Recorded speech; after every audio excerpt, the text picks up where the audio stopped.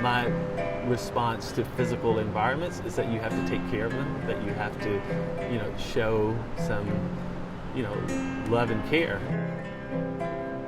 I took the cue from a meeting that we had with Colorville Association, where one of the members said that, because everybody was talking about the homeless population as being a problem, but this one person said that he didn't want to demonize the homeless, but what his issue was with, the activities that they engage in on the street.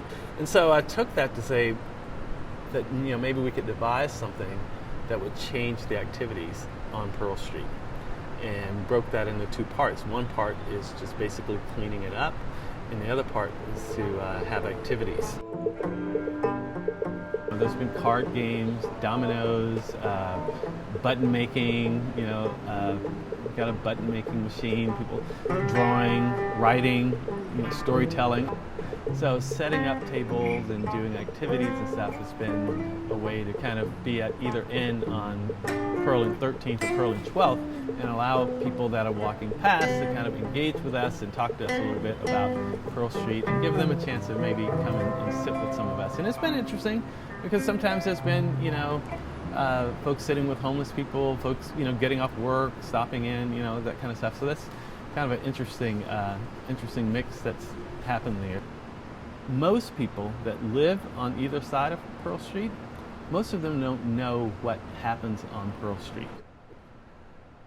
Most of them don't know what happens on Pearl Street because they don't see it. And one of the reasons they don't see it is that hardly anyone's doors or windows open at Pearl Street. So if you check this out, like, you can just check them all out. Like this one, this door probably hadn't been open forever, and then like even this one up here, it doesn't even have a door handle, and then you can see the windows. So the windows, all windows are blocked that have no connection to the street. So people don't have this opportunity to see what's happening on Pearl Street. So they just kind of put the blinders on. One of the things might be is to try to get people to look at Pearl Street.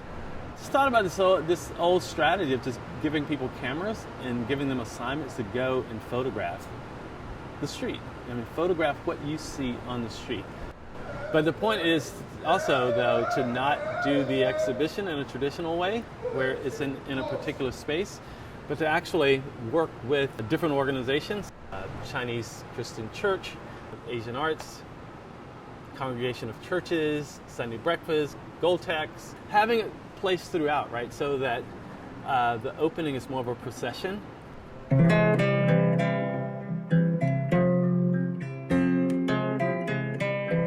Over the last 3 months since I've been coming, so sometimes I've come and it's been like, wow, it's pretty good. And sometimes I come, like this time, it's like, oh my God, it's a wreck. It's a long-term process to shift the behavior of a person or a place, right? It's not something that happens immediately.